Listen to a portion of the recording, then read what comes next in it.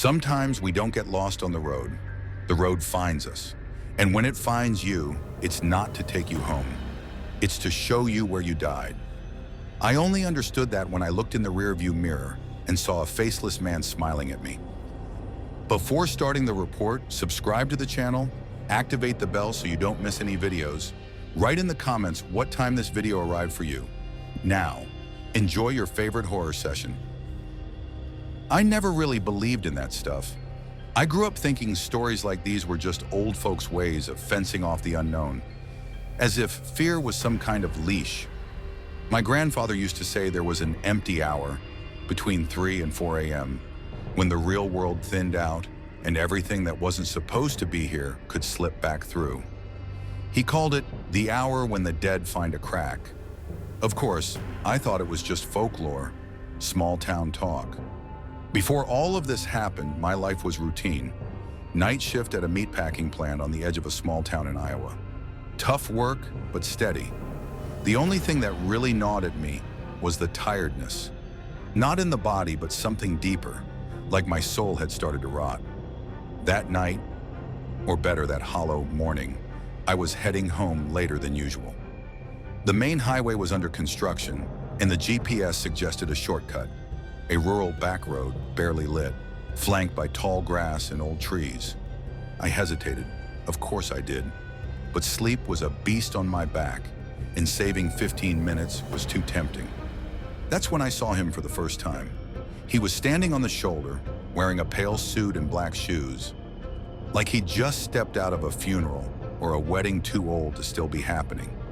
His arm raised in that universal gesture, hitchhiking. I didn't think twice. Maybe it was guilt seeing someone out there in the middle of nowhere, or maybe I just wanted to hear a voice besides my own inside the car. He got in silently, a thick silence, the kind that sticks to the upholstery. And then, within the first mile after picking him up, I looked in the mirror, and I saw he had no face, not a mask, not a deformity, just skin, smooth, stretched.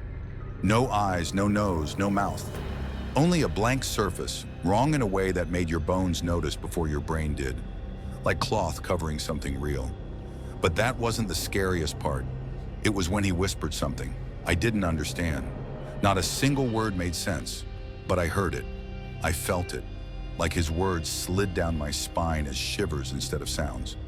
I kept driving, heart glued to my stomach, waiting to wake up or for anything to explain it. But the road didn't end. Then came the second mile. He whispered again. Different words, but with the same effect, like some forgotten language being poured directly into my skull. I thought about stopping, telling him to get out, but fear wouldn't even let me blink. Just looking at him felt like too much. That's when I saw the first exit sign. I jerked the wheel hard. The car took the exit, but then right after, another sign. Exit. Same design, same location, same faded reflective paint. I took it again, and again, another sign. Exit! I looked in the mirror. He was smiling. No mouth, but he was smiling. I've never been a praying man. But somewhere between the third and fourth exit, I started whispering whatever I could remember from the bedtime prayers my mom used to make me say as a kid. A jumbled Our Father, a headless Hail Mary. The words came out like they were ashamed, like even they knew they weren't strong enough for what was sitting in my back seat. The car kept going. The world outside the road faded away. No more trees, no more sky, just asphalt and blackness. I looked at the dashboard. The odometer was stuck on the same number, though the speedometer still wavered around 50 miles per hour. And the man was no longer in the back seat. I looked to my right instinctively. Passenger seat, empty. I let out a breath so deep I almost believed it was over. Then my eyes flicked back to the mirror. He was there again. This time that face, that stretched, wrong skin, was closer, tighter, like something beneath it was trying to come through. The car jolted, headlights flickered, and a figure ran beside us. I swear, running alongside the car, matching speed, same clothes, same face. It was him, outside, and still inside too. More whispers. This time I couldn't ignore them. My ears tingled like something was trying to coil itself around my nerves. Words that weren't words, just sounds that brought images I'd never seen but couldn't forget. Inverted faces, mouths where mouths don't belong, eyes, too many eyes in the wrong places. Now the passenger seat was occupied. He was there, again, head turned toward me even without eyes. Like he knew exactly where I was. I tried to brake. The car didn't respond. I slammed the pedal. It sank into nothing. The steering wheel locked. Another mile, another whisper. And this time, I understood, not with my ears, with my memory. Like the sentence had always been inside me, waiting, and he just dusted it off. "You've always been on this road," I screamed. Screamed until my throat burned, but the sound seemed to vanish inside the car, like even the echo didn't want to help me. I looked around. There were 3 of him now, one in the back seat, one beside me, one running outside going the opposite way, but still somehow in the same direction, all silent. Sign, exit. I turned the wheel. Again, it didn't matter. It was like running in circles on a straight line.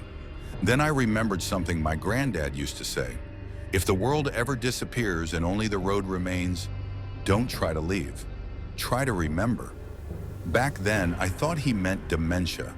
But now, I closed my eyes, breathed deep, ignored the whispers, the faces, the looping road. Remember what? And then, I saw, that night, years ago, the accident. Driving home from Des Moines, heavy rain, a rural shortcut, a man asking for a ride. I saw him too late, his body spinning in the air, the sound of impact. I didn't stop. I left. I drove away. Months later, I heard whispers. A body found in a ditch, unrecognizable, a man in a pale suit. No one ever knew who he was, but I knew, and now, so did he. That's why he was smiling, because he wasn't trapping me. Not exactly, he was showing me, showing what happens when you run from what you're meant to face. The road wasn't a place, it was punishment, a mirror, a debt. And the exit was remembering, accepting, and maybe, just maybe, paying. At the next turn, I closed my eyes, let go of the wheel, felt the car leave the road, or maybe leave reality. The silence thickened, swallowing everything, and then, nothing, just the sound of wind. When I opened my eyes, I was parked, on the shoulder of the main highway, the sun rising on the horizon, the car, empty, passenger seat, clean. In the rearview mirror, only my face. But for a second, a split second, my eyes weren't there, just skin. Then I blinked. Back to normal. Now I know. The road is still there, and there's still room in the back seat. Are you enjoying the video? Leave your comment. Your support is very important to the channel. Now let's move on to the next report. What killed me was already inside me, but I had to see my own corpse to understand. I've been a trucker since I was 19, raised on the scent of diesel and the deep rumble of engines, those that make your chest vibrate when they roar past on the highway. My dad was a trucker too.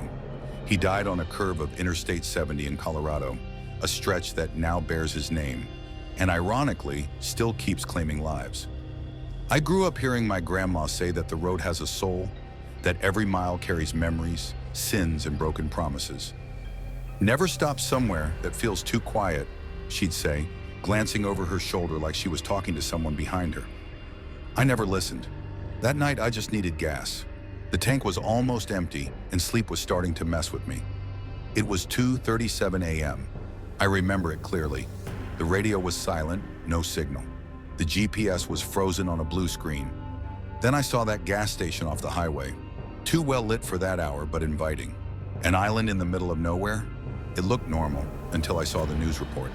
The TV above the register showed a news anchor in a gray suit and red tie. The volume was low, but I recognized his face. He died years ago, in 2003, during a live broadcast. I remember because my mom cried for days. On the screen, He was reporting a crash involving a semi on Interstate 70. They showed footage of a mangled truck. It looked too much like mine. The date in the corner read, July 11th, 1997. I thought it was a rerun, but the same footage played again, and again, and again. Then I started noticing the other things. The products on the shelves had outdated prices, faded labels, sodas with logos that haven't existed in decades. The gas attendant wore a uniform from a company that went bankrupt in the early 2000s. Everything was off. I decided to leave. But after I got back on the highway and drove for 20 minutes, the GPS briefly flickered back to life, and what it showed made my blood run cold. Mirage Station, 0.3 miles ahead. It was the same station, right there at the next curve, like I had never left. I did this 4 times. 4 times the road returned me to the same place, like a scratch record skipping in place. But the worst happened on the 5th round. When I pulled back in, there was another truck, just like mine, already parked, and inside it was me, 5 or 6 years older, gray in the beard, a look of despair exactly like what I felt right then. He saw me and screamed like a trapped animal. That version of me ran off into the dark, and for a moment I thought about doing the same. But then I saw another truck arriving, and another. More versions of me, each older than the last, each with dimmer eyes. Some didn't even get out of the cab. They just sat, staring, like they were waiting, like they knew. And then, in the last truck, locked from the inside, was a mummified corpse in the driver's seat. It was me. But how? What was this? Was I dead, trapped here, doomed to relive my final stop forever? Or worse, had I never existed outside that station? Some places don't want to be left, and others never let us go. I stood there staring at my own corpse like a cursed reflection from a mirror that should not exist. The skin was dry, clinging to the bones, lips gone, eyes hollow. But the expression, it was mine, and not of fear or pain, but surrender. Like that version of me had accepted something I still refused to understand. I opened the door slowly. A dry, dusty smell hit me. No rot, just old, like time itself had gone stale. On the dashboard, something impossible. The key was turned, the engine running, but the fuel gauge was frozen, stuck, like time inside that cab. Taped to the steering wheel with black electrical tape was a notebook. Mine.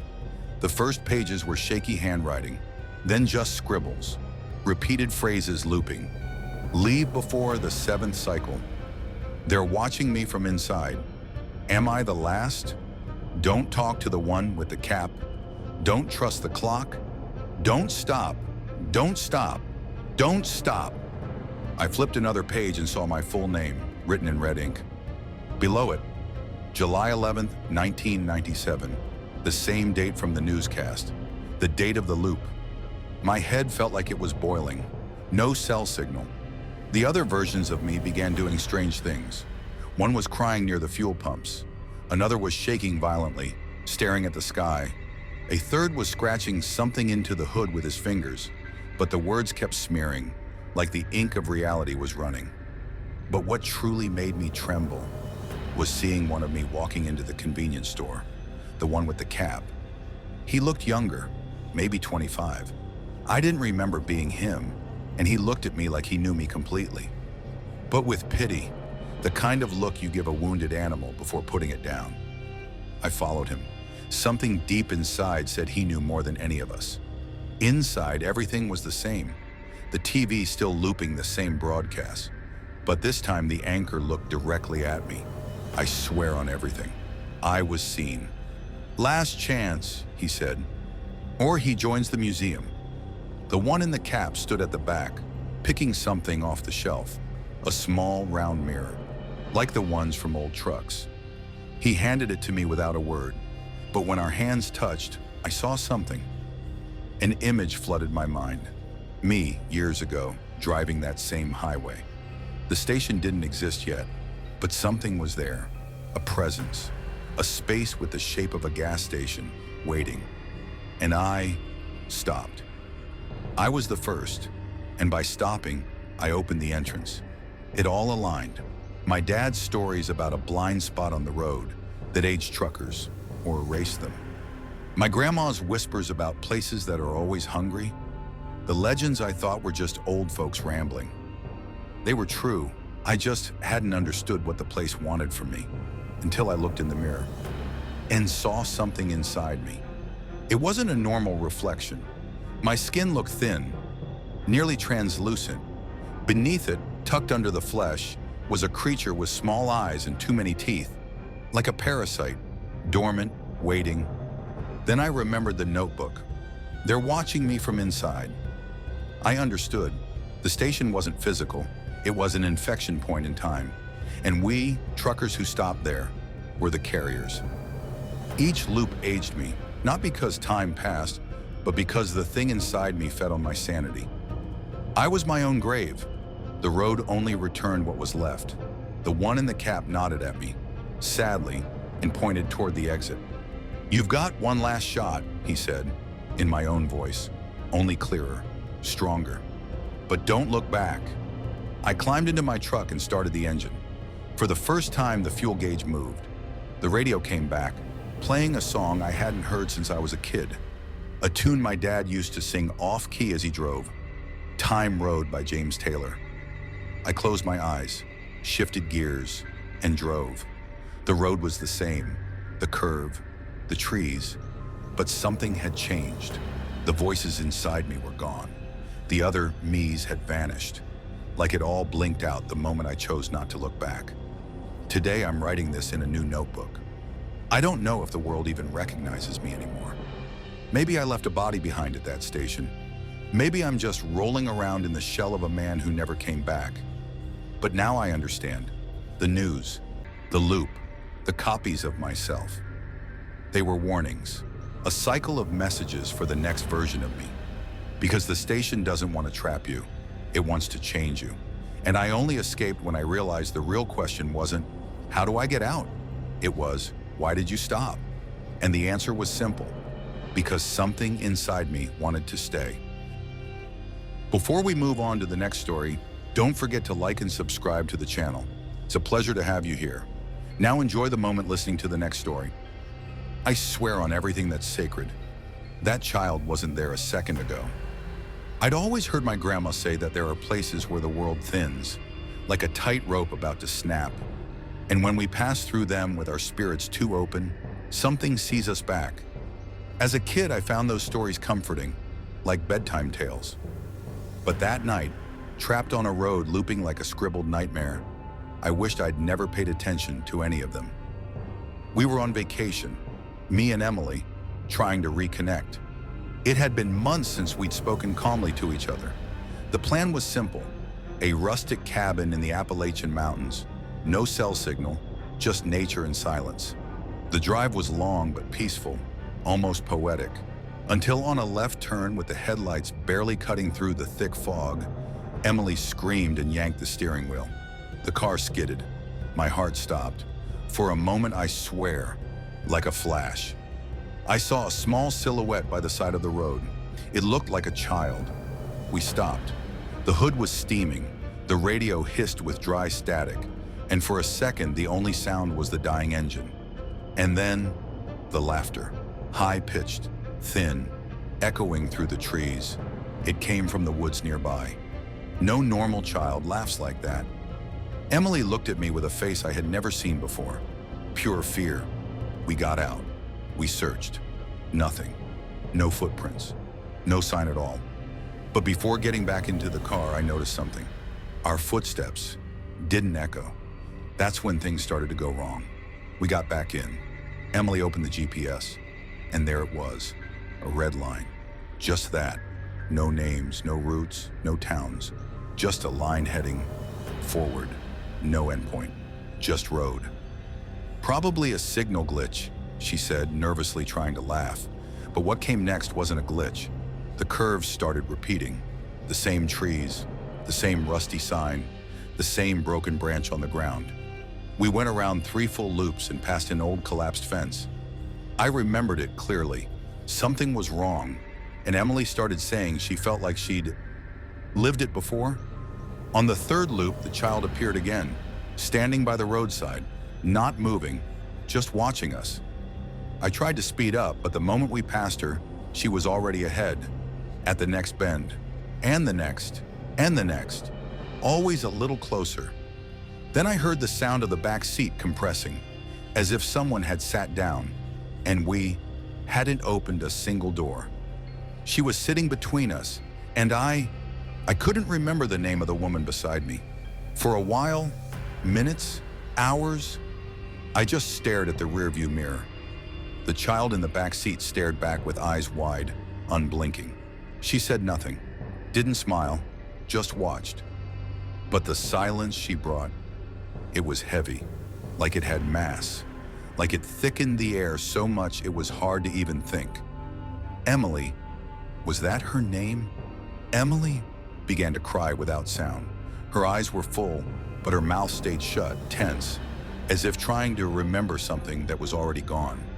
Who are you? I asked without turning around. The child didn't answer, but when I looked again in the mirror, she was gone. I tried to stop the car, nothing. The brake pedal was soft, like there was no resistance. The dashboard blinked at random, and the radio, silent until then, began to play a tape rewinding.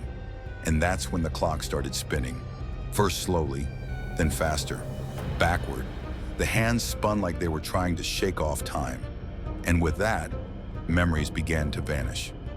"What's my name?" I whispered, dreading the answer. Emily looked at me.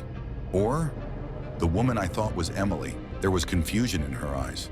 Terrified, she shook her head, murmuring things that made no sense. "You called me Lucas yesterday, right? Was it yesterday, or was it another time? I don't know anymore." The red GPS line still pulsed like a vein. I watched it for a long time. I realized that every time the road repeated, a black dot appeared on the line for a few seconds, then disappeared, as if we were marking a presence, as if we were leaving traces in a place we didn't belong. And I started to wonder, what if we weren't just stuck on the road? What if the road was being written by us? Each loop, each forgotten memory, each time we saw the child. And the child came back, this time in the front seat, between us. No one saw her enter, no sound. But there she was. She turned to me, and for the first time she spoke. "You opened the door. You looked inside." My blood ran cold. I understood. I knew. The curve, the stop, the sound in the woods.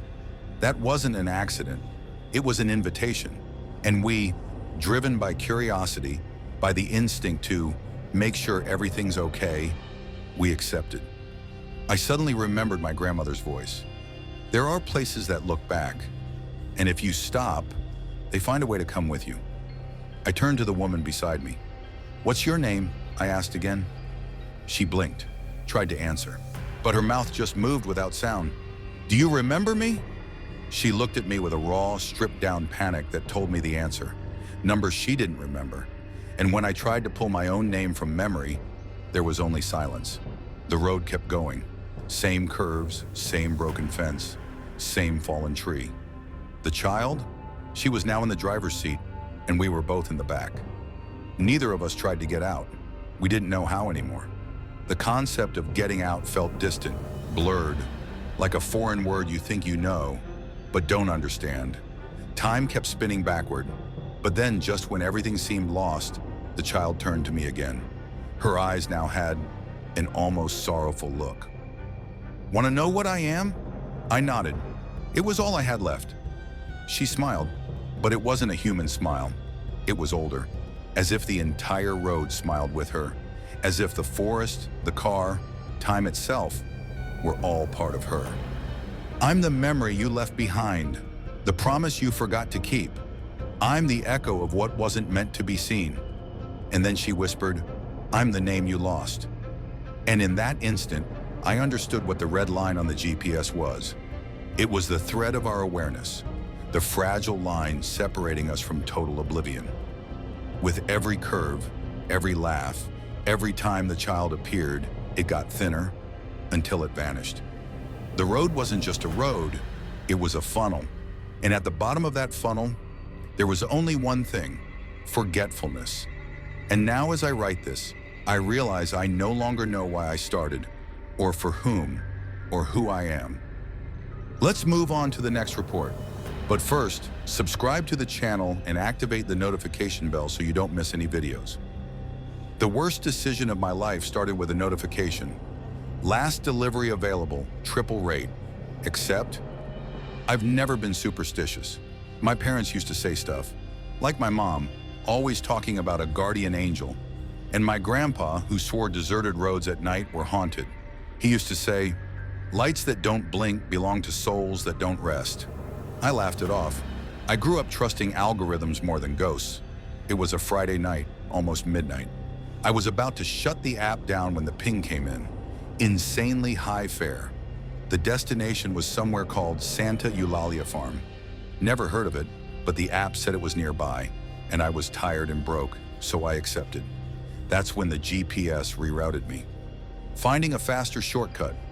And that's when things got weird, because that road, it wasn't on my map. But there it was, paved, clearly marked, too clean to be abandoned. At first, everything seemed fine, but after a few minutes, I noticed something up ahead. Red lights, floating, like headlights.